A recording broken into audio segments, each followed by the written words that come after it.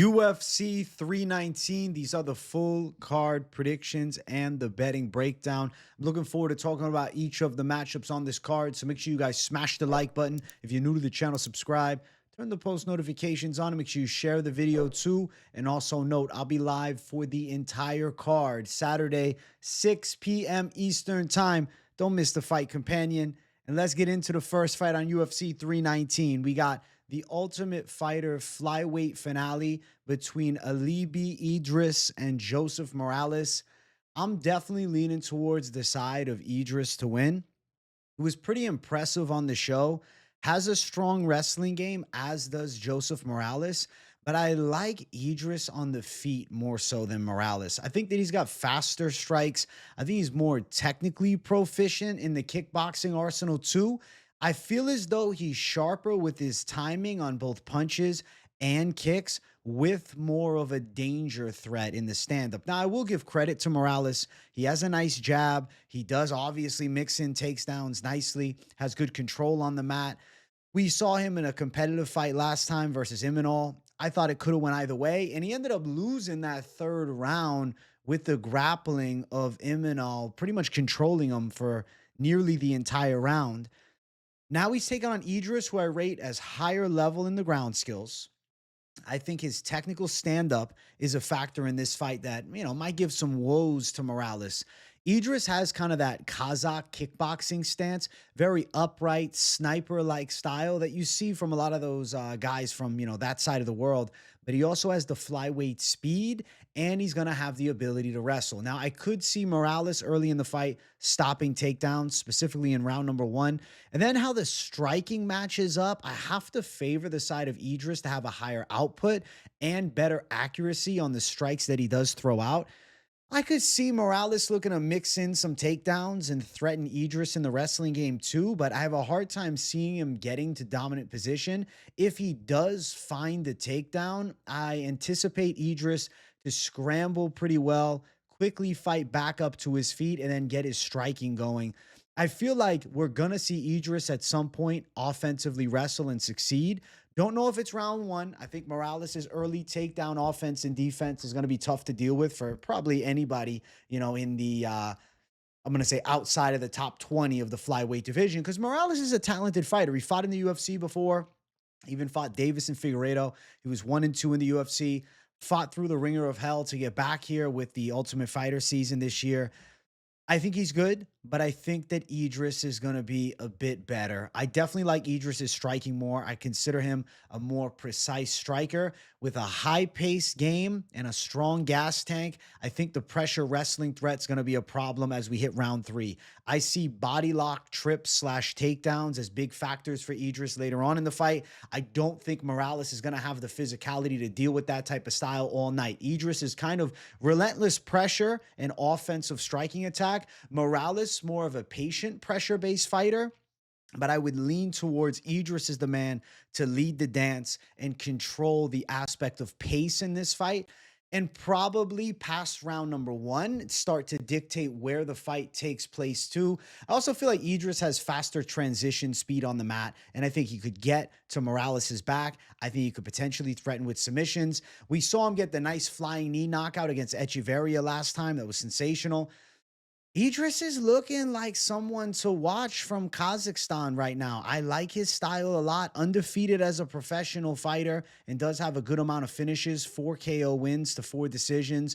Morales being, a crafty vet, 12-2 as a pro, former UFC fighter, same Ultimate Fighter show, right? This is the final round. We're going to find out who's the flyweight winner of the season in Tough 33. I have to favor Idiris to be more effective. I see him as the better striker. I see him as the better wrestler over 3 rounds. I see him with the better gas tank too. And I think Morales, gritty and tough, but not good enough here. So I'm going to say that Alibi Idiris becomes the Ultimate Fighter winner, representing Team Cormier with some pride. Now, I'll say this too. Odds for the fight, not out yet, but I can create some fantasy odds. I will anticipate that the side of Idiris is going to be a slight favorite, and I'll also anticipate that the over 2.5 is probably going to be in the -180 to -250 range, because I expect hard 3-round high-paced fight, but an Idiris fight. Doing more, landing more damaging shots, offensively wrestling better throughout the entire fight, not just in round number 1. And I'm going Alibi Idiris to beat the tough Joseph Morales in this final spot. Morales is not bad. Morales, I think he's got UFC staying power. I like his wrestling game. I think he's got a solid jab, but I definitely think Idiris has more of the wow factor to his skills with more of a danger threat too. And I think a better gas tank and, more output, being faster. And I think he can keep up a higher pace for longer. So Ultimate Fighter winner, Alibi Idiris. I will be doing the breakdown for the welterweight final later on in the week when they announce it. Obviously Tuesday, which is 2 nights from today, they're going to be doing that final episode of Tough, and we'll find out who's the official welterweight finale matchup, and we'll break it down probably on Thursday's show or maybe even on Wednesday's, this week's Best of MMA Bets or Wednesday's live stream, something like that. But Alibi Idiris, to get it done by decision, going to be pick number 1 in the card to win the Ultimate Fighter. Next fight on the card, we have Karine Silva versus Dione Barboza. Karine Silva was originally scheduled to fight JJ Aldrich. Barboza stepping in on short notice. And listen, she's got some courage to do it because Karine Silva is dangerous. My pick is going to be Karine Silva. I think Karine Silva is going to have that pressure advantage over Dione Barboza. Though I rate Dione Barboza as a pretty solid kickboxer, she's got fast and long straight punches. She's got a light bounce to her style. She's got good movement. And I would say striking-wise, she's pretty fucking good. The problem is on the opposite end of it, Karine Silva, I say, packs a bigger punch, and she also brings the grappling threat to the fight. I saw the last one with Barboza and thought to myself, okay, though I rate Miranda Maverick as a pretty strong wrestler, it was consistent grappling domination for Maverick throughout. I think Karine Silva is pretty good in grappling too. And I know a lot of people are going to be thinking about betting the Dione Barboza dog side because of Silva's last one. Oh, she's an overrated prospect. She's a fraud check, whatnot you want to say about her. Listen, she lost to a Rougeau who is a longtime UFC veteran. I feel like Dione Barboza is like a light version of that Rougeau test. And it's not like Karine Silva didn't find success in that fight. I think Silva's got heavier hands too, though I think Barboza is pretty clean with straight shots and she's a smooth striker. Karine Silva, harder hitter. I think more on the offensive with the pressure threat and mixing in some takedowns. I do think that could stifle the kickboxing game of Dione Barboza on the other side. I have a hard time seeing Dione Barboza knocking Karine Silva out. I definitely don't see her winning by submission. So then I'm looking at 3 rounds of work.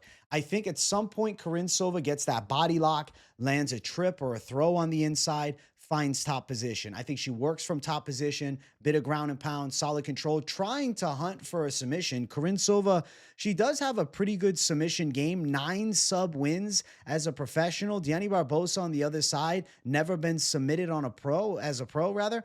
And I think she's pretty crafty as far as, offensive grappling and defense goes. It's just Karine Silva is the better wrestler and the physically stronger girl of the two and has heavier hands. Though I think Dione Barboza is nice, I feel like Karine Silva is going to win the war. And add on top of that, Barboza stepping in on relatively short notice. She's a girl that I'm assuming is training all year long. I'm not saying she's coming in out of shape or anything like that, but she fought in April, few months out, nothing was scheduled. Now she's got a full camp Karine Silva, who I think is also trying to prove a point after her first UFC loss, which was a hard fight 8 months ago against Viviane Araújo. But I take positives away. She still busted Araújo up a bit, had her hurt a couple of times with big shots. I think Karine Silva is the physically more imposing threat. She's the heavier puncher. I think she's the better grappler. And I'm going to say that Karine Silva takes home a pretty clear-cut unanimous decision. Though she's known for the submission finish, and I could see her looking to hunt the finish in this fight and maybe a later stage submission as Barboza's gas tank dwindles, especially if Silva is consistent and concise with landing takedowns and garnering top control and wearing on Barboza. Something tells me with the ladies, 3 rounds makes a bit more sense here. So I'm going to favor the side of Karine Silva on the judges' scorecards. We'll check the official odds here. Silva's a 2-1 favorite at open. She was minus 155. I think it's reasonable to have her as a moderate favorite in this matchup because I do see the advantage in the grappling and the punch power and the forward pressure. Dione Barboza, pretty good, but less experience. She's 8-3 as, a solid 33-year-old prospect. Karine Silva, more in that contender category, 18-5 as a pro, more experienced, younger, and I think improving at a vast rate. Over 2.5 at -210. Barboza's got pretty good jiu-jitsu skills. I think enough so to keep her safe in a defensive manner from Karine Silva's submission offense, which normally she's very good at. She got a lot of wins by sub. And I think Karine Silva gets her second decision win of her life. Hard 3 rounds, a pressure-based 3-round fight, and I think a Karine Silva W is coming on the short notice replacement. So the pick is going to be Karine Silva to handle the business. I think she does well here. Next fight on the card, Nursultan Ruziboev versus Bryan Battle. I'm going to lean. No, I'm going to pick Nursultan Ruziboev. It's not just a lean, it's a pick. I have been a Bryan Battle guy for a long time. I like Bryan Battle, but I like him at welterweight. And his most impressive wins in the welterweight division, he missed weight. Came in heavy against Gabe Green for a one-punch knockout win. Came in heavy last time when he won a split decision against Randy Brown, which was a smotherfuck clinch fest split decision where you really just, held Brown up against the cage, took some good straight shots on the chin, had a 5+ pound weight advantage. And I'm sure at the time of the damn fight, he was up even more than that. He didn't cut down to 171. He was 4 pounds over the limit. So coming in at 175 for a welterweight fight, you're a middleweight fighting a welterweight. Unfair advantage, and the UFC having to move up here against Nursultan Ruziboev. I have to say, at 185 pounds. Now, to be fair, Ruziboev has also been a welterweight. Ruziboev's the bigger dude. I don't understand how Ruziboev could make 170 pounds. The guy is 6'5" and he looks big for 185 pounds. So him at 170 blows my mind. Did lose to Joaquin Buckley down in weight, got out wrestled in that fight. But Joaquin Buckley, a bit of a physical specimen, and Ruziboev being essentially dehydrated to damn near nothing in that fight against Buckley. It's not a surprise that he got out-muscled in most of the spots. Ruziboev's wrestling defense is okay. I don't think he's a great defensive wrestler, but he's also not too shabby. Trains with guys like Andre Petroski, Sean Brady, things of that magnitude.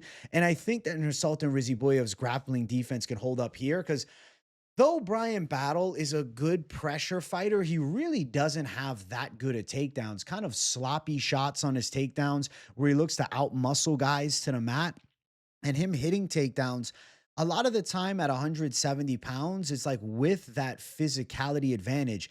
That physicality advantage is negated here against the 6'5" Nursultan Ruziboev at the proper 185-pound weight class. And then when I compare striking, Battle a little bit like of a pigeon-toed kickboxing style, has decent punches, but at times a little stiff and upright. And I can see Ruziboev catching him with big power straights. I can see Ruziboev landing check left hooks on the inside. And even inside of the clinch, I think that the leverage advantage being that Ruziboev stands 6'5" as opposed to Battle at 6'1" should probably keep him safe from just getting smothered on the inside. I think Ruziboev could create space. I think he could land strikes in the clinch. I think we're going to see Ruziboev even shoot takedowns on Battle. I will assume Battle's takedown defense holds up, but Ruziboev isn't a terrible offensive wrestler. Definitely worse on the defensive side, but Bryan Battle also an overrated offensive wrestler. I mean, Renat Fakhretdinov toyed with Bryan Battle in wrestling at 170. I think Nursultan Ruziboev has a big punch power advantage in the fight. I think he's the faster kickboxer. I think he's the better striker. I think his jiu-jitsu defensively is solid, and offensively he has threats of submissions from bottom. Don't think he gets it here against Battle, but I also think he's going to be good at like the anti-clinch fest style. Another factor of this fight, we're in the big cage, and Ruziboev a big dude, but movement being a quality skill set in his game, I have a hard time seeing him pinned against the cage for extensive periods of time and just grind it on. I'm sure Bryan Battle is looking to smother him.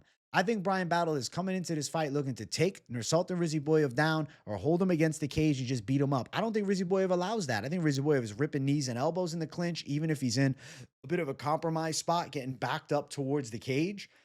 And I think Ruziboev is stinging Bryan Battle from the mid and long range with better shots. He's 6'5" to battle 6'1". Though battle has a 1-inch reach advantage, Ruziboev definitely better from distance. And I'm sure if you measured the, under the armpit to the end of the fist, Ruziboev got the longer arm. So I think if we're talking about strikes, it's Ruziboev landing cleaner ones. Battle's chin looks pretty good. And, I think he's a gritty dude who comes in shape. I think he's ready for 3 hard. I see it as a competitive fight, but I think Ruziboev has better striking moments. I definitely think Battle nabs around on him, but I think Ruziboev does more over the course of the 3 rounds. And I'm going to say Nursultan Ruziboev takes home a decision against the gritty Bryan Battle. So Ruziboev on the judges' scorecards, outstriking Bryan Battle and staying safe defensively in grappling and in the clinch. I think they should be enough. I think he should be able to have significant enough moments to win. And I feel like Nursultan Ruziboev is more of the proper middleweight. I really see Bryan Battle as like a blown up welterweight with weight cutting issues. I think he needs to get on point and get down to 170. I know he's 6'1", which is, kind of full size for the middleweight division, but he doesn't have the power. That's the thing about Bryan Battle. He's a weight bully and he thrives in fights where he has that edge, and he really doesn't have heavy hands. More of a smotherer and a guy that, breaks you with pressure. I don't think Ruziboev's getting broken with the pressure here. I think Ruziboev faster, cleaner, more technically sound, more effective in striking. I think he's getting a hard-fought win. Nursultan Ruziboev at plus 150 as the underdog. At open, he was plus 120. I agree with like an even odds fight here. I would consider this to be a bit of a 50-50, but I think that Ruziboev's slickness in the striking and defensive grappling should hold a lot of weight in this fight. And don't be shocked if you see Ruziboev having a bit of success on the offensive wrestling side. Battle minus 175, sitting at favorite status here. I like the Ruziboev side more. Over 2.5 plus 100. I feel like the over is live. I think Battle's chin holds up, and I don't think Battle is subbing Ruziboev. I think Ruziboev snipes him with some big punches, but not enough to put him away. I'll say some scrambles from both, some competitive moments for both, but something's telling me go with Nursultan Ruziboev to handle. He's got the decision against Dustin Stoltzfus, who's pretty imposing guy at 185 with power. Fight before that, he knocked out Eric McConaughey. Not that Eric McConaughey is all that. Obviously, got a robbery win over Brundage this past Saturday, but still, a game middleweight for sure. And then the loss was to Buckley down in weight. He's impressive at 185. Ruziboev's weight class is 85. I hope he never cuts to 170 ever again. I think it's a mistake to do so. And I think Bryan Battle used to having a physicality advantage. With that negated here in this matchup, I see him losing to Nursultan Ruziboev. So underdog, Ruziboev to get a hard-fought win. Shit. Might look like Andre Fili versus C-Rod in some weird way. And I think that the height advantage for Ruziboev gives him that edge and physicality needed to deal with typically a weight bully and a guy that misses weight a lot in Bryan Battle. Next one, we got Edson Barboza versus Drakkar Klose. This is one of the weirder fights on the card. I guess there's a couple of them. We'll talk about some of the weird matchups, but we got Edson Barboza, who was a lightweight savage for a long time, versus Drakkar Klose, who's always been a decent gatekeeper in the lightweight division. I'm going to lean towards the side of Edson Barboza, even though I think that he's shown maybe some red flags and signs of slowing down a bit, but I have to look at the positives. He dealt with big shots early from Sadiq Yusuf, then went on to win that fight. He was able to get a nice knockout of Billy Q and still was able to go long against Lerone Murphy, where he was outworked in the striking and in the physicality in pretty much every area. But that was at 145. At 155, I think this is a good move. I mean, him at 145, it's, I guess, in some senses, you could say it extended his career. Obviously, a lot of new matchups that we saw him in down at 45. But he's always been a true lightweight. I think he carries more power in the lightweight division. I think he's a danger threat here against Drakkar Klose. Listen, Klose is 4-1 in his last 5, but that Yoel Alvarez loss was bad, man. His chin looked kind of glass-like against Alvarez, hurt with the jab and then pulverized against the cage, put in the ghillie, and he was out. It was just a violent win for Alvarez in that fight. And looking at Drakkar Klose, even against Joaquim Silva, he got rocked by a big, wild shot. Drakkar Klose, he's a guy who's willing to exchange in like wild, close-range brawls, but we've seen his lights put out. Beneil Dariush violently knocked him out in their back-and-forth fight several years ago. Now he's fighting one of the nastiest kickboxers in lightweight history in Edson Barboza, snapping body kicks, nasty low kicks, dangerous knees. I would say even underrated punching power here.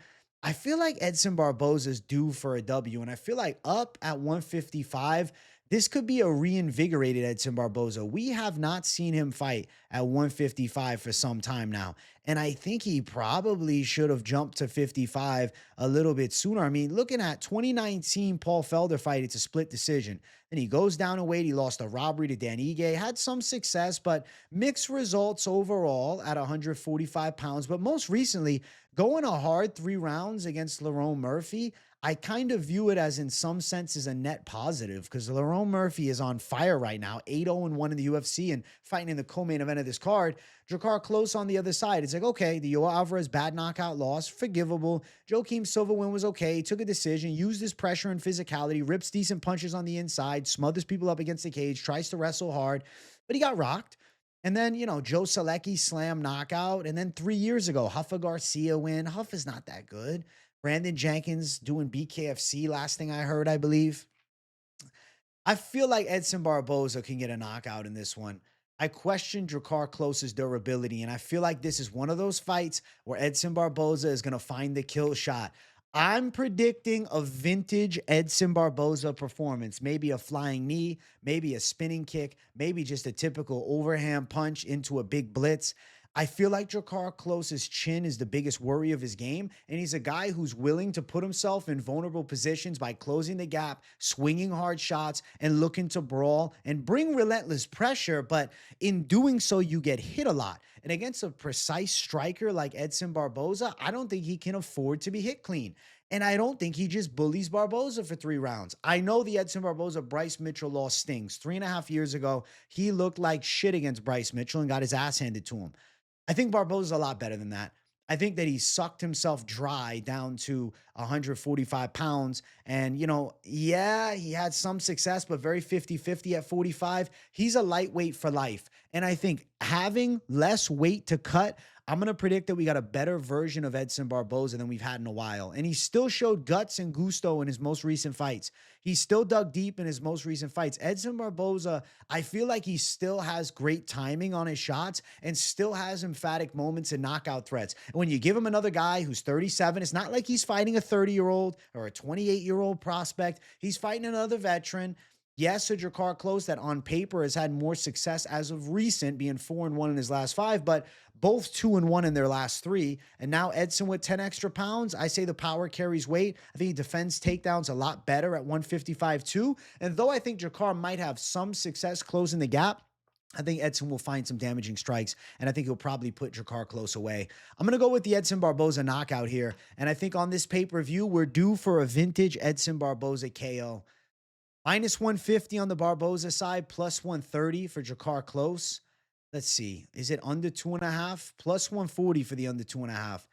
I could see the under. I know some folks are going to be going for that close dog side, thinking that he wrestles up Edson, pressures him up against the cage for long periods of time. But at 55, Edson's different, man. And I really think we were getting a lesser version of Edson at 145, a more diminished version of what he could be. And even at 39 years of age, I believe Edson Barboza still got some nice W's left to pull through against unranked guys. And I think a Drakkar Klose fight is the proper return to the lightweight division. And I think we're getting a vintage Edson knockout. So I'm going Edson Barboza knockout over Drakkar Klose, not to be slept on in this spot. And I'm predicting violence. And I'm excited as hell for this one, honestly. This is a dope fight. Battle of guys from, you know, the last era. Really, both of them seem to have primes in the 2010s, still making it happen in the 2020s. And I think that Barboza is sharper and more effective. And I'm saying he's getting the knockout. Let's keep running.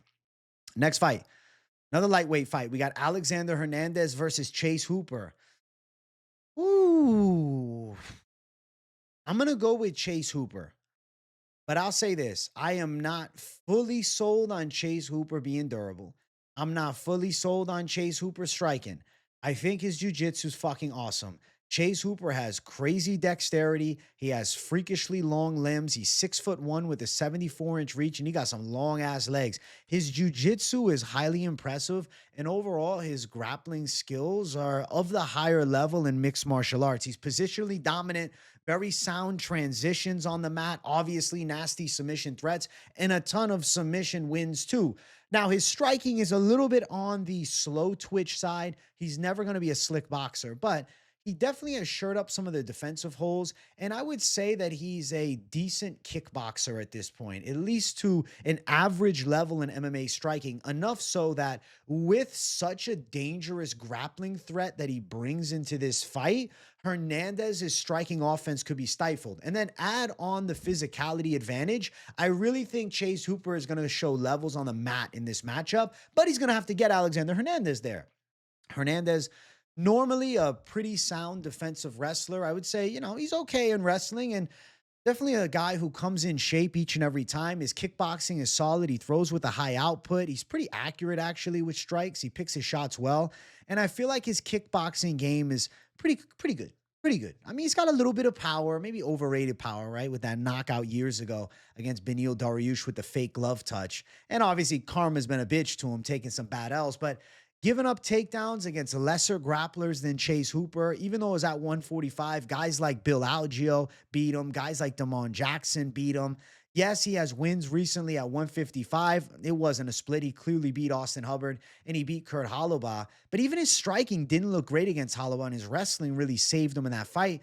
I feel like Chase Hooper does okay on the feet and then thrives on the mat with Alexander Hernandez. I think Chase Hooper shows him levels on the ground. I think Chase Hooper is so much better at jiu-jitsu. You look at Alexander Hernandez's fighting career, he has been submitted just one time. It was against Renato Moicano by rear naked choke back in 2022. Also lost to Thiago Moises, who's a decent grappler back in 2021, but irrelevant. I think we're going to see Chase Hooper use the grappling, use the length, use the positional knowledge. His jiu-jitsu skills are the biggest difference maker. And I'm feeling like Chase Hooper keeps the streak alive. How many wins in a row? Is it 6 in a row? 5 in a row. The bad loss to Steve Garcia, which is aged like a fine wine because it was also at 145, and Steve Garcia is a power punching savage. And then you look, I mean, recently he's been able to get 5 straight wins. Yeah, guys like Nick Fior, Jordan Levitt's okay. Slava Claus is just a striker, but Chase Hooper dropped him. Clay Guida was washed. Jim Miller, still a tough out, but wash. And Hernandez also impressively beat Jim Miller, but different style of matchup. Hernandez was able to out-kickbox him. Hooper out-grappled him. I think Hooper by submission makes a lot of sense here. I'm going to lean towards a Hooper win by submission, but I also think there's a possibility of dominant grappling into a decision with Hernandez being sound in a defensive magnitude as far as the grappling skill sets go, but Hooper going to have much more of a grappling pathway to win, and I don't think Hernandez has much of a chance for a knockout, and then Hernandez to win by a decision. I just see him taken down too much for that. So Hooper, I think decision or submission. I'll lean towards submission. Minus 280 for Hooper, plus 240 for Hernandez. I definitely see a Hooper W income. And let's see what the over is. Over 2.5 minus 125, under 2.5 minus 105. It makes sense. I could see this fight going over 1.5. And I could see Hooper with like a third round submission. Positionally dominant, wearing Hernandez down, working a little bit of ground and pound, maybe forcing Hernandez into scrambles. He gets back up. Hooper and him both striking. Hernandez some big shots on the feet, but then Hooper gets him down again, jumps to back maybe against the cage. I just really think there's levels to the jiu-jitsu game where Hooper is clearly jumps above, whereas though I rate Hernandez as the better striker, he doesn't have this emphatic knockout power or this crazy speed. There's no wow factor to his striking. It's more of just efficiency overall. I do feel like Hernandez is kind of a generalist, and I'm going to say that Chase Hooper, the more high-level specialist in one area, thrives in the spot. Chase Hooper win, excuse me, I think submission, first call, but decision also a likely possibility as well if it's just positional dominance. It's a Chase Hooper W. I'm picking him, and I think he handles business. I do think he'll strangle Hernandez in this one, though, officially. Next fight on the card, the ladies going after it. We got Jessica Andrade versus Lupita Godinez in this one. Another one of those, okay, let's see type of picks. I'm going to go Lupi Godinez to win. I know that people are going to look at that Julia Palastri fight and just remember the third round. Yes, Palastri was walking her down, throwing fucking hammers in round 3. But Lupi Godinez also, had to take a shit come round number 3. And you can imagine holding in a shit in that third round is going to probably inhibit your offense a bit, because if you put too much of an exertion, you're going to shit your pants. And I don't think Lupi Godinez wants to shit herself on live television, all right? The world fucking watching, This is not like it's some local show. Even that would go viral. But now on the big stage, I think Lupi Godinez looks better against Andrade. I know some people are going to say I'm crazy for that, but like, look at the first 2 rounds against Plessis. Godinez was looking so improved. Striking was slick, jab on point, worked the body nicely, pressured nicely, wrestled nicely. My gosh, she strung the punches, kicks, and takedowns together beautifully, and she was positionally dominant, and she looked slick and fantastic, really. She looked like she was blossoming into the contender that she always seemed poised to become. And now she's fighting a Jessica Andrade who, has 1 or 2 last fights in the strawweight division. Taking fights up in weight, though, getting a little check here, fighting at flyweight then and again. Lost to Natalia Silva by a dominant decision, lost to Jazz Davicius by submission, and she lost quick to Jazz Davicius on the mat. And that was nearly what? I guess it was like just shy of 3 months ago. I don't like that for Andrade. When I see these like quick turnarounds after shit performances for Andrade, I think that she's just fighting for checks. Jessica Andrade went on a really bad losing streak, 3 in a row here from 2023 till actually just through 2023. Lost to Blanchfield, lost to Xiaonan, lost to Suarez, but like she sold so bad in every fight. And just like kind of quit on positions and gave up on herself. Like against Yan Xiaonan, she just said, fuck it, and just started swinging bombs and got knocked out. Against Suarez, she's on the mat and she's like, fuck this, I'm tapping out. And then last time against Jazz Davicius, another mental lapse. She got strangled in 2 minutes and 40 seconds, man. Lupi Godinez is dreaming at fighting for a world title. Andrade has already been there. Andrade was the champion. Andrade fought for the belt. Andrade was at the top for a long time. I think that Lupi Godinez is going to give Andrade a hard fight. I think she's going to be able to mix in takedowns. I think her boxing pressure is okay. Yes, I know Andrade is a power shot hitter and a wild brawler, and she's got stinging left and right hooks that she puts together in wild combination with crazy flurries. But Godinez has pretty sound defensive boxing with kind of the, closer to the face Mexican style guard. I feel like she's going to be able to parry and slip some shots fairly well, defend and counter fairly well. I think she's more effective with her straight punches. I think she's coming into her prime. I think Andrade is, more so out of her prime. Even though there's only a 2-year disparity in the age, Lupi Godinez is the prospect on the rise, consistently improving. And Andrade has been there, done that. She's been on the roster forever. I think that Lupi Godinez is going to come into this fight invigorated to have a huge performance against a Brazilian MMA legend. And I think that Lupi Godinez is going to get a hard-fought decision. I take positives away from losses sometimes. I look at the Mackenzie Dern, okay, things went wrong. And I get it. Andrade beat Dern, okay. Berna Jandro, okay, things went wrong. But like she was able to beat Tabitha Ritchie on a razor-thin close fight. And look how good Ritchie's doing. And then last time against Plessis, like she looked amazing in the first 2 rounds. And I get it, Plessis is not that good. I'm more so saying it's where is Andrade at right now? I have a hard time picking Andrade because of this, the mental side. Yes, she's won 2 fights at this weight class. The split against Marina Rodriguez was a nail biter, close as fuck. And Marina Rodriguez, I mean, she's slowly but surely fallen off and has now since retired from MMA. And then she still lost 2 fights in a row, regardless of if they were up in weight. I don't think this is an easy fight for Lupi Godinez. I think it's a fight she has to dig deep in. And I think she gets caught with some big shots, but I think that she wins some wild exchanges. I think she lands some key takedowns. I think she brings some pressure to Andrade. And I feel like she's nabbing a split decision or a 29-28 across the board decision in a hard-fought 3-rounder against the Brazilian legend in Jessica Andrade. I'm going to pick Lupi Godinez to do it. I feel like she can get this one. I'm going to say the time is now. Consistent rate of improvement versus a fighter in Andrade who I think at best is just stable with their skills, but I don't know, man. Could be a deterioration. I don't know where Andrade's head is at. We've seen it before. We've seen the lapses before. We've seen 3-fight losing streaks before for her. And yeah, she had a little success, but I don't think Lupi's going to be intimidated. And I think she's going to look good. I think the first 2 rounds from the Plessis fight, she looked like a future world title challenger. Yes, round 3 was rough, but let's negate round 3. Let's think of the first 2, and then let's expect a better performance here. That was 4 months ago. I'm going Lupi Godinez, guys. I think that she wins the decision. Andrade is the underdog at plus 130. See the dog at open? All the way at plus 180 at open. Wow. Minus 150 for Lupi Godinez. So the odds for Andrade have come down a little bit because there has been some Andrade underdog love. I do have to say the over 2.5 seems incredibly likely here, If there's a finish in this fight, I'll be shocked. Minus 325 for the over 2.5 makes perfect sense to me. I'm saying we're going over 2.5. I'm saying Lupi Godinez 29-28. Maybe an Andrade spread, but I do not know where this is at with Andrade, man, because sometimes she just fucking sells bad. And I think that Lupi Godinez is getting ready to start another win streak.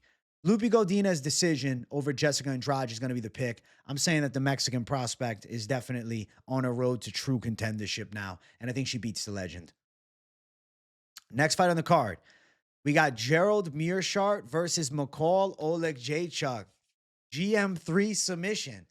Yes, that's the prediction. I think this is the perfect matchup for him to do it. And when it's so perfect, maybe that's where things go awry, but I'll knock on wood 3 times to prevent any bad superstition or any negative juju. There's going to be a clear-cut grappling advantage for Gerald Meerschaert in this fight. I mean, McCall Oleksiejczuk is known as being terrible at jiu-jitsu. But I get it. He's been working with the Fighting Nerds team, but still's been submitted 6 times as a pro. And, you know, can a year at Fighting Nerds make you capable to survive the GM3 ground game onslaught, especially if you don't put him out with punches? McCall Oleksiejczuk is a good southpaw boxer, though. He's always had good boxing. He's got nice punch combinations. He's got a really powerful right hook. He dropped Kevin Holland before getting his arm fucking destroyed. His boxing chops are clean. Oleksiejczuk's good on the feet. And I mean, he's coming off a nice win against Cedric Dumas. He beat his ass easily. But it's Cedric Dumas, though. And then fight before that, sharp bullet decision.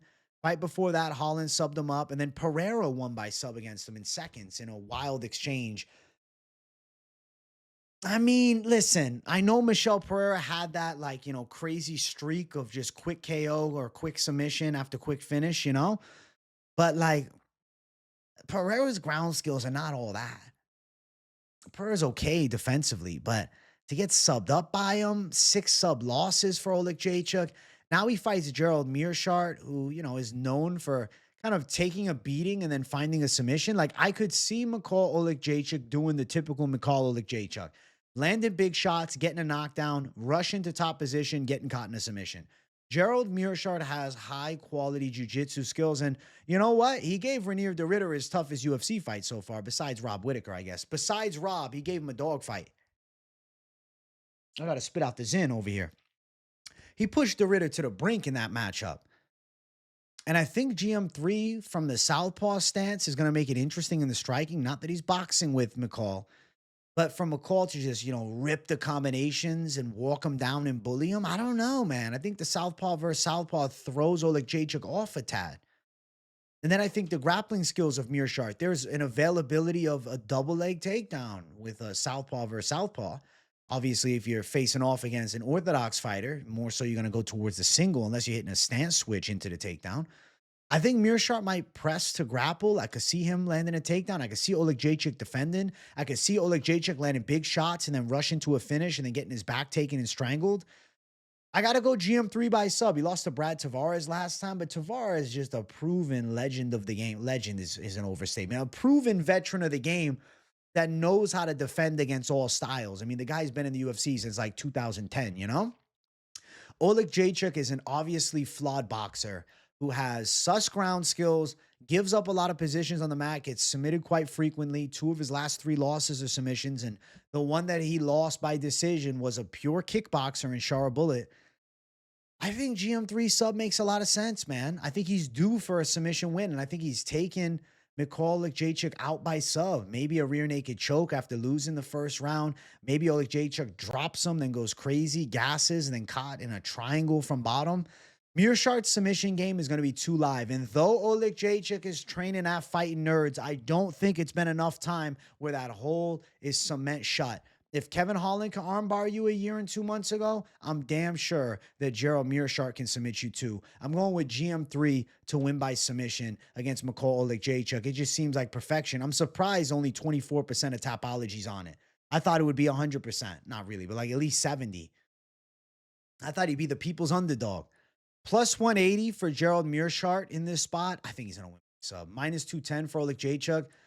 Meerschaert's chin is also underrated.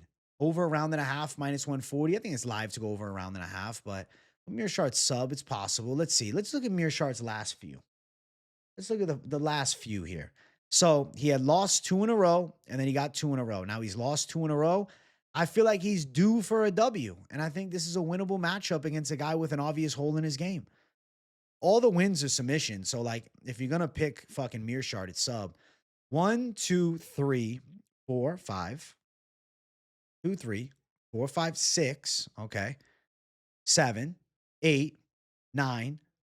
9 wins in a row by submission and then 1 body kick against Eric Spicely. Kind of weird how Eric Spicely somehow beat Thiago Santos back in the day. That still blows my mind, but that's so irrelevant to this fight. It just weirds me out when you look at Tapology and you have flashbacks of just strange outcomes of yesteryear. I think GM3 by sub makes too much sense here. I'm surprised to see him as a dog still. I get it, Oleksiejczuk's with Fighting Nerds, but I don't think Fighting Nerds is going to magically turn him into a defensive specialist in grappling. GM3 is way better at grappling. I could see him dragging this fight to the ground. I could see him taking the back of Oleksiejczuk. I could see him throwing up a fucking armbar or a triangle from bottom. Going Gerald Meerschaert to win by sub. And it's not like Meerschaert is the worst striker ever. Yeah, it's a little clunky at times, but southpaw, a bit of accuracy. Was able to drop Bruno Silva in their fight. Don't sleep on GM3. I'm going for him by submission against Oleksiejczuk. Yeah, Oleksiejczuk's 30, Meerschaert's 37, but at the end of the day, battle of journeyman. I'm going to say that GM3's sub game is the most effective difference maker between the two, and I'm going to pick him over the southpaw power hitter. Battle of southpaws as well, which I like for GM3. Let's keep running. Next fight on the card. We got Bobby King Green versus Diego Ferreira as the feature prelim of the night. Both guys kind of in the washed category for lightweight, but, you know, notable names that have been around forever. It's a coin flip fight. There's an argument for both, but I'm going to pick Diego Ferreira because he's looked better recently than Bobby Green has, okay? So I look at Bobby Green's recent resume. Mauricio Hufi put him out 5 months ago with the spinning heel kick. Impressive knockout. Flat out, Bobby Green. Paddy Pimblett destroyed him and strangled him to sleep with the triangle. Fight before that was able to beat old man Jim Miller by a decision, outstruck him in the fight, solid performance, and you know what? Typical Bobby Green out kickboxing. Expected result. Fight before that, Jalen Turner violently chinned Bobby Green, and the fight before that landed kind of the flukish straight left to the fucking ground and pound knockout of Grant Dawson. When you think about it now, it's like, how the fuck did he pull that off? Diego Ferreira coming off the loss to Grant Dawson, but a more proper Grant Dawson fight where he was able to bully Ferreira for a lot of it, not get caught with something crazy. But you look at fights before, able to come back and knock out Mateusz Rambeszki, and it was a Mateusz Rambeszki at the time who was on fire, confidence through the roof, was the man, really. And for Ferreira to beat him in the way that he did, he was a huge underdog in the spot, and then he finished him. I think that still demands respect because Rambeszki now still not getting finished, even in a war with Chris Duncan. Fight before that, Michael Johnson, violent KO with the big loop and overhand. And Michael Johnson, one of the fastest punchers in the UFC ever. It's one of those weird situations for Diego Ferreira where he is 40, but I don't know. He's had some okay performances. I've been confident in him in certain spots recently. I feel like Diego Ferreira's got a decent overhand punch with the right. I feel like Bobby Green's hands are so low that Ferreira could end up nabbing some shots over the top. I will say there's one positive with the hands low style for King Green, and is it makes it easier to just like stop that takedown, and I could see Ferreira shooting.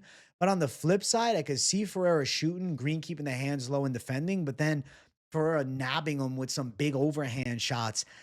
It's a tricky fight for me to predict because, like, to be fair, I can see a pathway for Bobby Green to technically out kickbox Ferreira, avoid the big power overhand, look a little faster from the outside, stay moving on the bicycle, kind of force Ferreira to chase him around a bit. But Ferreira also is a pretty well-refined Muay Thai striker. He's got a lot of weapons. Like, it's not like Ferreira only has the overhand. You know, when you think of certain wins like the Michael Johnson one, you forget about everything else that he does. He's got a good teep kick. He keeps a tight Muay Thai guard. He brings solid straight shots. Obviously, he likes the overhand. He rips some heavy low kicks. He mixes it up with takedowns. Bobby Green kind of just kickboxes from range with his hands low, tries to bait you into a brawl, throws nice straight shots and stays moving. But the King Green chin is super suspect. The King Green submission defense at this point, I'm saying, is suspect. Even though King Green's the younger guy by a little less than 2 years, I feel like more damaging miles on the car as of recent. I mean, he's taken 3 violent losses of his past 4. And like the loss against Jalen Turner, he took so much damage after he was out that I feel like he didn't come back the same. And then Patty destroys him and Hoofy destroys him. But I get it though, like the Patty and Hoofy ones especially, you know? Those are surging guys in the lightweight division. Diego Ferreira's a been there, done that, you know, gatekeeper contender, as is Bobby Green. It's just I think Ferreira could make it a gritty fight. Green wins in a more technically sound kickboxing fight. More so just distance striking, picking his shots from long range and staying moving. Ferreira wins by collapsing on the inside, ripping big shots over the top, pressing Green up against the cage, timing some key takedowns, threatening with front headlocks as Green looks to get back up to his feet if he is taken down, threatening with back takes. Ferreira's got the better jiu-jitsu. I'm going to pick Diego Ferreira, but I'll say it's a nerve-wracking pick because he's 40 years old and he's a 2-1 favorite. But when you're saying fuck the odds and I just break the fight down, I see Ferreira with more weapons in the fight. I think that he's going to have that overhand option that could sting Bobby Green. I think he's going to have more likelihood of a takedown threat. He's definitely going to have better jiu-jitsu. I feel like Ferreira could be live to take Bobby Green's back and strangle him. We don't know where the hell Bobby's at right now, man. And plus 135 dog at open. He was plus 135. It stayed there. It actually got wider, though. He was up to plus 175 even. On the opposite end, Diego Ferreira minus 155. So better odds than's listed on Tapology. The odds have come closer. I think for good reason, because I understand some folks will like Bobby Green's hands. Over a round and a half, minus 185. I think it's pretty possible that we're going over a round and a half. I feel like Ferreira could land the later stage takedowns and like steals, you know, the late second round into the third, control a bit with wrestling, win some wild exchanges. If it's technical striking from, like I said, the yellow and the green zone, mid and the long range, it's Green landing straights. But when we get to the red zone or even in the yellow zone with wild stuff, I think Ferreira can land. Bobby Green doesn't keep his hands up. And like, you pay when you don't keep your hands up at some point. It works up until it doesn't. And seeing how bad Bobby was knocked out in 2 of his last 4 fights, I'm just suspect on the reflexes, man. His style is really built upon somebody that has insane reflexes. And in his prime, he did. I don't think he's in his prime. And I'm not saying Diego Ferreira is necessarily in his prime either, but with that like pressure, Muay Thai, Brazilian Jiu-Jitsu, dog tough style, in some senses that age is better than like a slick, outside striker who likes to utilize his reflexes, because like Ferreira can still kind of do the same thing and not get hit with too many more shots. Whereas with Green, he's more likely to get hit than ever before.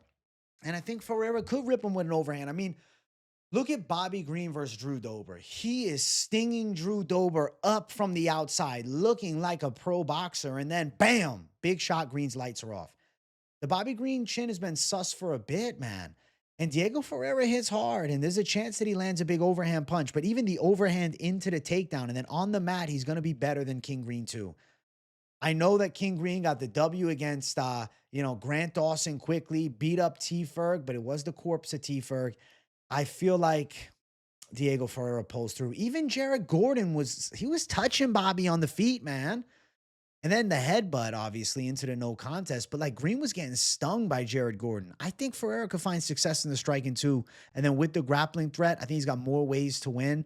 I feel like a later stage submission finish isn't crazy or a decision. But I have to say, man, in the back of my mind, I have this worry that Bobby Green's chin goes to fucking glass again. So, real possibility of him getting flatlined. The pick is going to be Diego Ferreira, and I'm saying he's getting it done.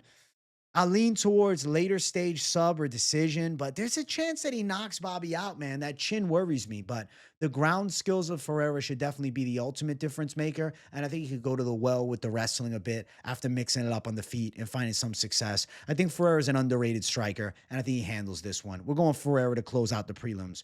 Let's jump to the main card opener. If you guys are enjoying, make sure you all smash that like button, and if you're new to the channel, subscribe it up. We got Tim Elliott versus Kai Asakura to start off the main card.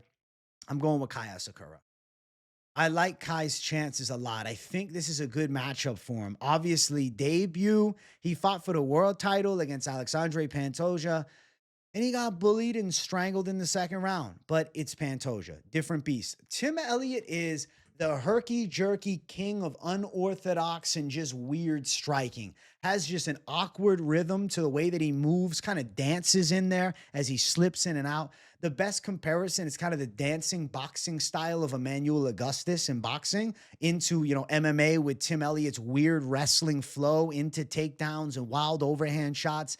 But I'll say something about Tim Elliott that I see as a vulnerability, and I definitely think his knees, specifically knees to the body.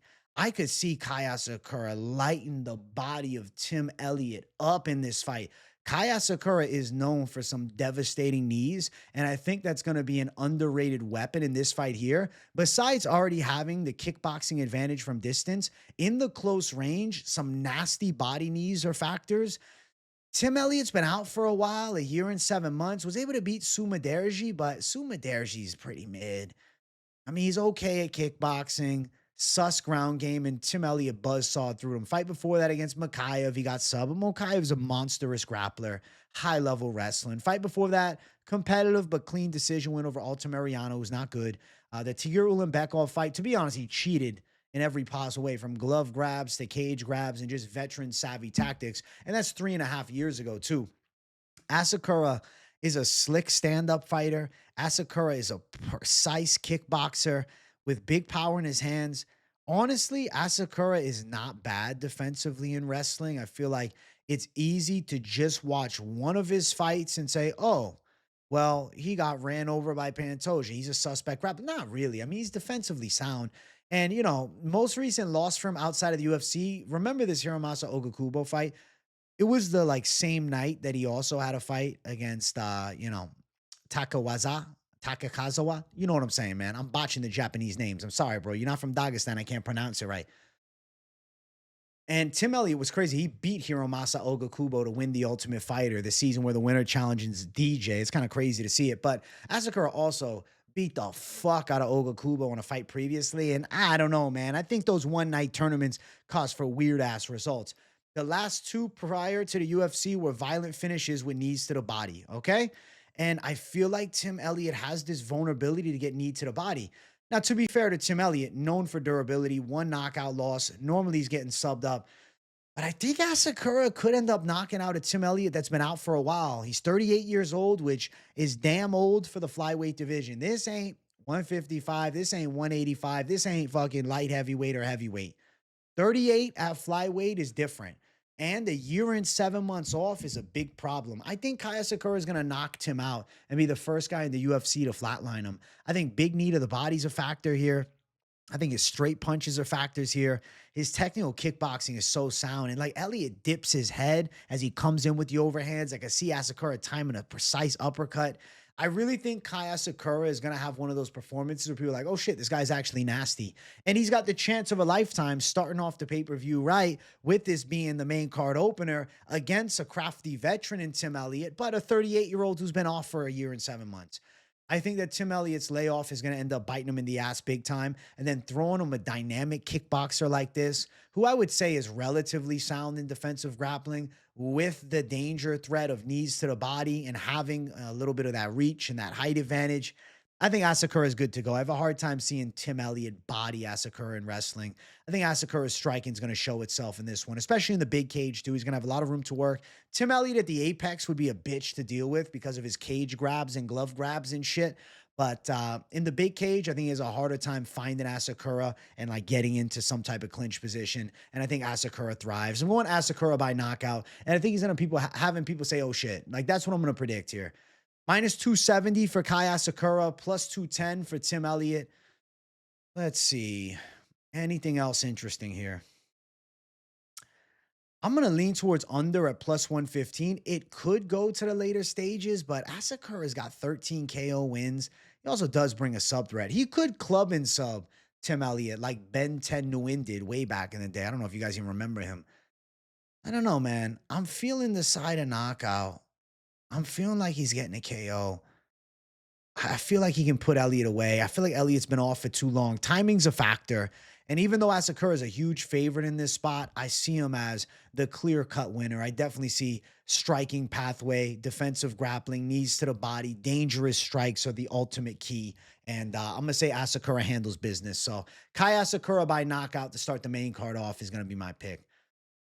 Next fight on the main card, we got Jared Cannonier versus Michael Venom Page. I will tell you guys, of all the fights on this card, I feel like I've been tossing and turning the most on this one and fighting myself on both sides.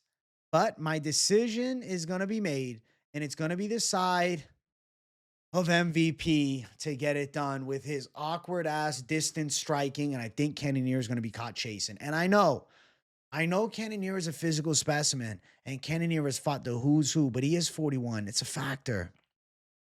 He is slowed down a little bit. And like, I get it. He beat RoboCop last time, and RoboCop is a fucking monster, and RoboCop has crazy power, and Cannonier was dropped multiple times and survived. But Michael Venom Page is like the complete antithesis to what the style of RoboCop is. RoboCop is freak power in his hands and crazy pressure.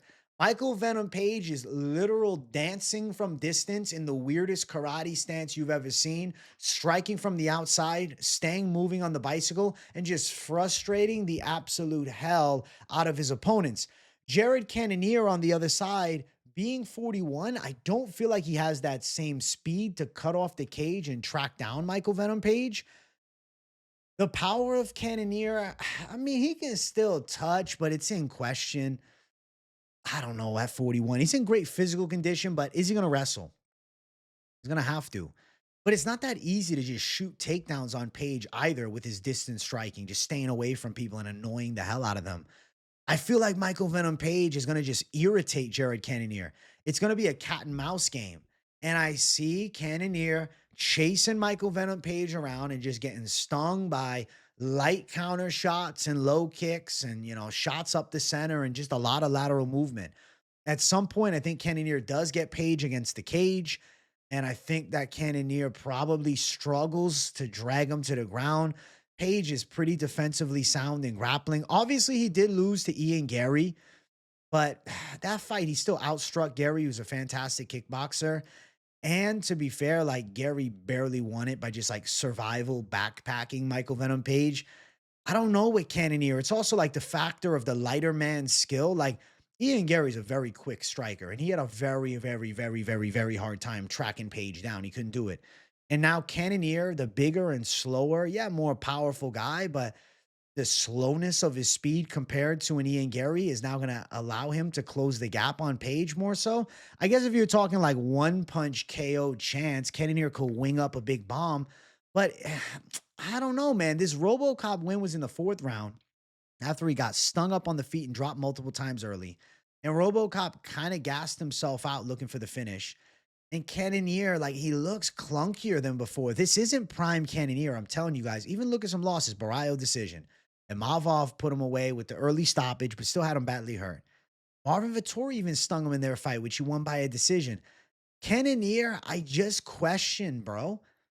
I think that the speed of Michael Venom Page and the annoyance of his distance striking is going to be too much.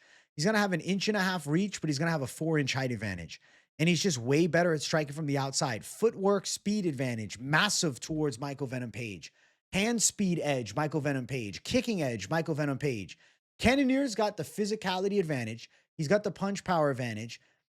Probably has the offensive wrestling advantage, but I don't feel confident that he's able to get at Michael Venom Page's legs and drag him to the ground. And even if he gets him against the cage, I think you're going to see a bit of irritation by how difficult Page is to bully on the inside. I'm saying Michael Venom Page is going to use the typical MVP style of distance management, moving a lot, point fighting into a decision win. I think Cannonier is caught chasing a lot. I don't think he's going to be able to land the big bomb that shuts Page's lights off, and I don't think he's going to be able to wrestle fuck him. And I think that's what you need. You either need to be able to land that thunderous bomb that puts Page down and then finish him on the ground, or you got to take his ass down. I feel like Cannonier is caught up in a kickboxing match. And I think Page is too technically sound and his reflexes are too sharp. He's a one-of-a-kind dancer out there. And I'm going to say he dances his way to a decision. Page is a -175 favorite. Cannonier a +150 underdog. I agree with Cannonier being a bit of a dog here at 41. It opened up at +115, so some love on Page has spread the lines, man, with that -175 side. Over 2.5, -265, I think is very likely. We know of Michael Venom Page's one real clear loss, and it was many years ago. Douglas Lima caught him with the perfect punch that shuts the lights off back in 2019. I feel like at 41, Cannonier doesn't have the speed to land it. And I think Page is better since then, to be fair. And he's fighting a middleweight. Speed advantage is definitely all Page. I'm going point strike into the W. Michael Venom Page by a unanimous decision. That's going to be my prediction. I'm going with MVP to get it done. I think he can do enough to win. Next fight in the card. Featured fight of the night. We got Geoff Neal versus Carlos Prates in a pretty badass battle of strikers. My God, I love this matchup. Holy shit. I think that we have violent warfare incoming between the two of these guys. And I feel as though the lights are getting shut off for somebody. I'm going to say Geoff Neal's getting shut off. I'm going to pick Carlos Prates to beat Geoff Neal. Now, Geoff Neal has tricky boxing chops. And I feel as though, grab my phone real quick. I feel as though Geoff Neal is, I would say, a relatively dangerous, explosive power hitter in boxing range. But here's where I will argue with you guys that it doesn't work nearly as well here as it did with Ian Gary. Because I think the argument towards the Geoff Neal side that people are going to use is, oh, well, look how close he was to Ian Gary. Prates struggled more from distance. Prates has the death touch power, okay? On the side of Ian Gary, he doesn't have that ability to counter strike with ferocity. And I feel like that's a big factor in the spot. He doesn't have the ferocity in the counter strike, whereas Carlos Prates does. Geoff Neal comes in, boxing him up, throwing shots. Geoff Neal tries to sit in the pocket too long. Thunderous punch from Prates, and Neal's legs go out from under him. The difference between the two, though Neal hits hard, Prates has the gift of the death touch. Now, the reason you saw Ian Gary thrive and have success against Prates for a lot of the fight, not at the end, obviously he was nearly knocked out at the end, is because of the ability to stay on the bicycle and move and point strike and force Prates to chase. With Neal being more so of a guy that's closing that gap and throwing hard back at you, I think the likelihood of him getting caught with thunderous shots are going to be much higher than an Ian Gary. So I do think Prates is going to look impressive here. I think the Prates hype is rebuilt a little bit with this one. And to be fair, the way he finished the Ian Gary fight, you know, hitting him in doggy style and shit, nearly having him donezo, is still aura winning for Prates. Though he lost the fight, I feel like the hype is still there. And I think Prates is going to find Geoff Neal overly sits in the pocket and gets caught. Neal does string together good punch combinations, and Neal does hit hard and even has dexterity with his legs and some high kick ability. Neal fights out of southpaw. Prates can do both. He's comfortable in southpaw, comfortable in orthodox. Got a power right hook. I could see him switching southpaw on Neal to attack the calf a little bit, switching back potentially to orthodox and stinging him with a big straight. I just feel as though Prates has more layers to his stand-up game. Yes, Neal has hand speed. Yes, Neal has power. And I would say Geoff Neal's a pro-level boxer. Prates is a terrifying puncher and a high-caliber Muay Thai specialist. Kickboxing, striking flow at a different level. And on another aspect of it, better feint game than Neal too. I could see him faking them out and then coming up with shots over the top. I think the counter shot ability is better. I feel like Neal does a good job of being able to close gap, throw hard on people, and make them back up. But when you have a Prates who's better at the pressure side of things, I feel as though Neal struggles more so off of the back foot. That's really where I'm going with it. Having Neal on the back foot, I think he's going to look terrible. I think Prates is going to have a field day striking. Not that Neal doesn't land anything. I think he catches Prates in round one with some shots, and I think Neal can make it a fight, but I feel as though with success comes his biggest downfall, which is him being overly confident and sitting on the inside. Thunderous shot from Prates puts Neal down and out. I'm going to Prates violent knockout. I do think he's going to chin Geoff Neal. Could take home a hard-fought and tactical back-and-forth decision, but I think Prates' power is what separates him from, other opposition for Geoff Neal. And I'm going to say that Prates gets the hype back with a violent KO. And I see him putting Neal away in a fun fight. I don't know. I feel like Neal might end up looking like Apollo Creed out there against Drago. The Brazilian cigarette smoking Ivan Drago takes out MMA's Apollo Creed and puts him down in probably 2 rounds. I'll predict like second round knockout. Minus 240 for Prates, plus 205 for Geoff Neal. Prates counter shot power availability and just ability to do such a thing, too much of a factor. Under 2.5, minus 165. I lean towards a knockout. I think it's going to be violent. Also, Prates' teep kicks up the center. And like I mentioned, the calf kicks. I could see him chopping at Neal's calf, slowing him down, and then finding the punches in close. And I think Neal overly sits in the pocket and gets caught. Neal gets excited with his hands, and he's got fucking hands. I mean, look at him sitting in the pocket, slugging with Shavkat. Shavkat don't crack like Prates, throwing heat and making Gary run. But at the end of the day, Prates is a different animal, bro. Fuck the MMA math. And honestly, I'm using the MMA math in the positive side. I'm looking at Prates forced to chase Gary a bit. And now I'm thinking, well, Neal is not going to stay counter-shotting. More likely a big counter comes from Prates. And I think Prates can put Neal on that back foot and beat him up. And I think Neal struggles when he gets bullied. He's a great bully, but when he's getting bullied, that's when he wilts. And I'm going to say Prates KO win is incoming violently. So Prates knockout the pick. Let's jump to the co-main event of the evening. We got Lerone Murphy versus Aaron Pico. Ooh. Not an easy pick to make because there is X factors to Aaron Pico's game, but. I'm honestly struggling. I got something written down, but I'm torn, man. I'm torn. I knew I was going to come here and be torn for you guys. Lerone Murphy's 8-0-1 in the UFC. Lerone Murphy is a fucking workhorse. Lerone Murphy is proven in the octagon. Aaron Pico is a great prospect making a massive debut, but nobody that he's beaten to late is a fucking Lerone Murphy level. Killing me, bro. This matchup is killing me. I'm sitting here with stress, man. Give me the answer, MMA gods. Give me the answer. I'm going Lerone Murphy to win. I'm going to pick the UFC veteran. I'm going to go with UFC experience matters. I thought that I was going to end up picking Aaron Pico. I originally picked Murphy. Then I flipped to Pico. I'm flipping back to Murphy on the official prediction side. That's why we say the early lean is an early lean. I like Aaron Pico a lot. I think he's a thunderous boxer. I think he's a high caliber wrestler. He rips big shots and he can land key takedowns. But Lerone Murphy is a fucking workhorse. And he gets taken down and he gets right back up and he gets back on the offensive attack. I don't know how Pico deals with a guy of this level of skill. Like, I've seen Pico look fucking awesome in recent fights, but Henry Corrales was a short notice replacement. And bro, Corrales can't hold the jock strap of fucking Lerone Murphy. And he beat Pico at one point. Pedro Carvalho, dog, get out of here. He's not even in the fucking league. James Gonzalez went the distance. He's 10-5. Yeah, he got out wrestled all the time, but he's 10-5, bro.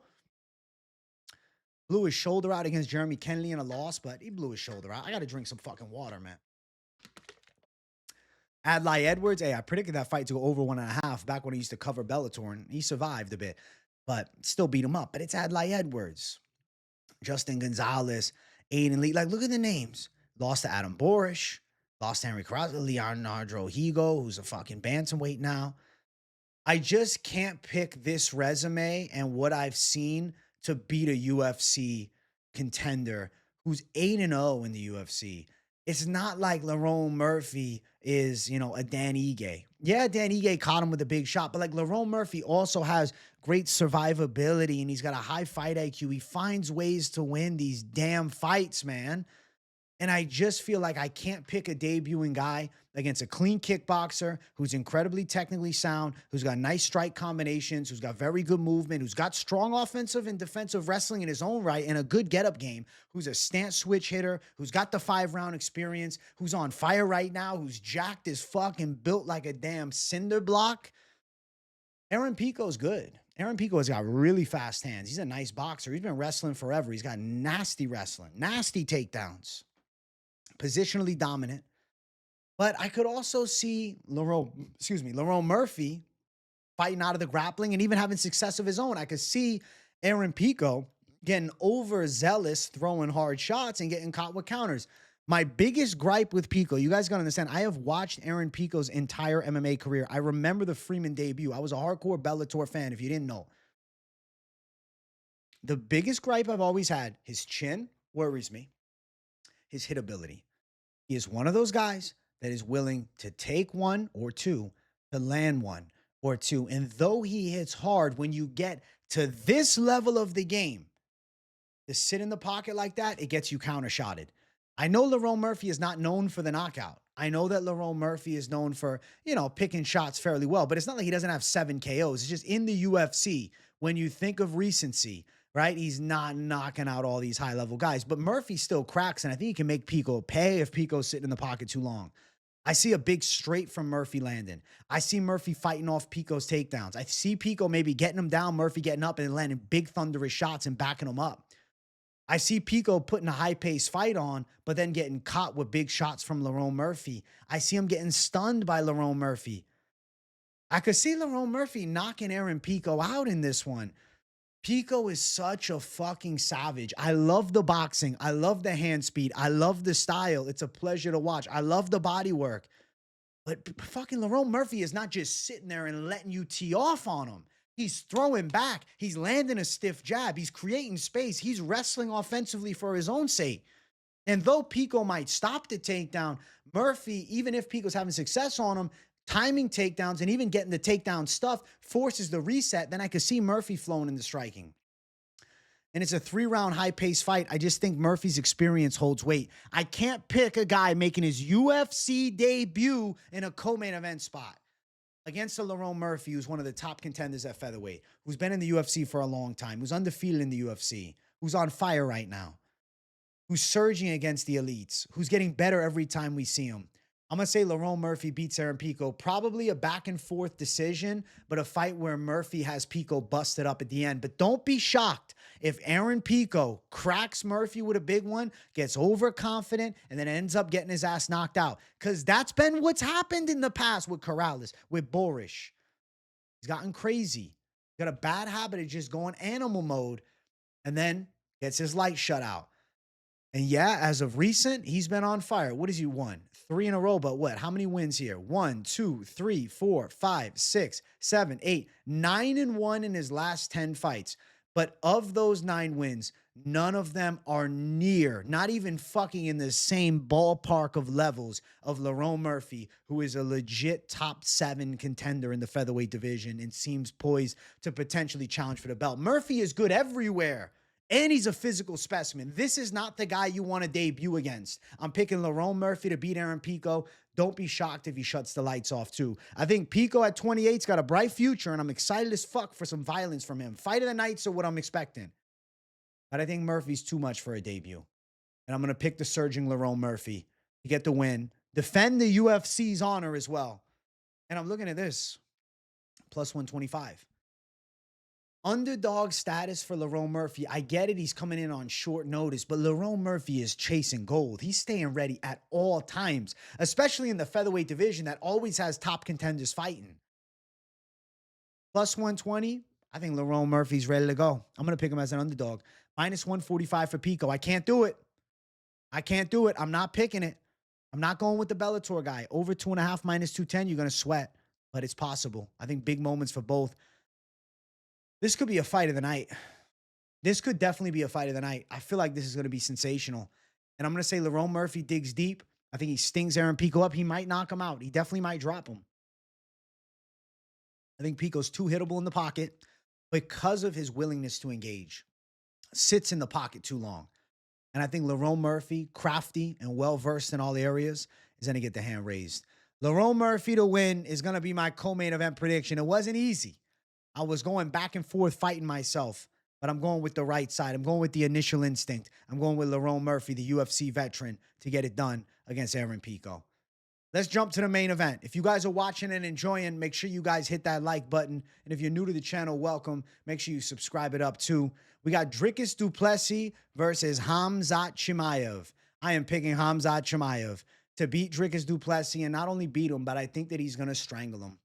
I think he's going to run through him. I really feel like Hamzat has been destined for this spot since the get-go. I remember watching tape on him when I had early in the start of the channel. All right. And he was making his UFC debut. And I said, this is the next champ. I made a video years ago that he was going to be the guy to beat Kamaru Usman. He's went on to do it. Now, he didn't become the welterweight champ, which we expected because he couldn't make the weight. Up at middleweight, Hamzat is better. Up at middleweight, Hamzat is a different animal. Hamzat's conditioning is an area he's fucking killing it with. Sam Calavita, I'm telling you, this is Father Hamzat.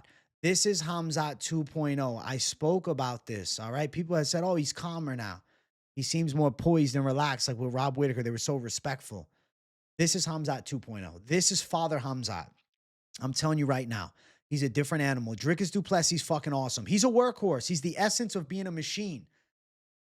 Dude's got a block head. Doesn't gas, keeps coming, looks sloppy on the feet, and still finds ways to land a big shot and hurt Adesanya and then strangle him. He has strong grappling, good submissions, but to what degree? Not Hamzat degree. DDP's a survivor. But the thing about Hamzat is I think he's just too much of a fucking storm, man. The storm has violent implications. And I think that we're going to see Hamzat get Drickus du Plessis down and show him levels. I think he's going to beat him up.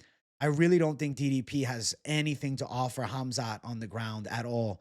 Now, DDP does rip nice overhand shots. He's got nasty body kicks.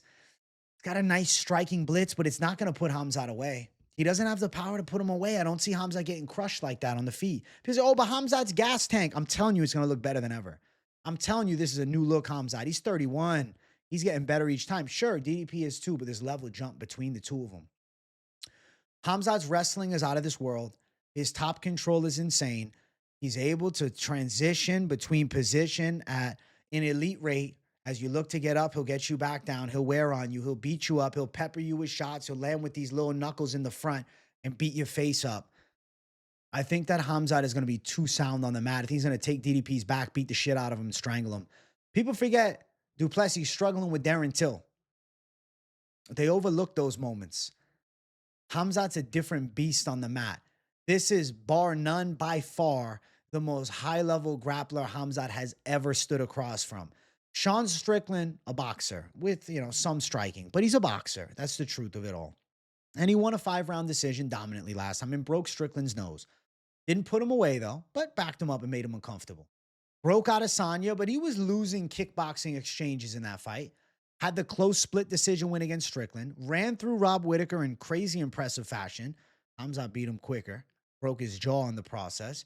Was able to beat Derek Brunson, outdogged him. The Darren Till fight was back and forth. Close decision over Brad Tavares. Like, there's been moments where DDP's looked human, but for some reason, they only bring up Hamzat looking human against Burns at 170 years ago, or him at 185 taking on the short notice fucking Usman, who's a wrestling specialist. And let's not act like Hamzat didn't fuck him up in grappling early and still win the fight over a hard 3-rounder.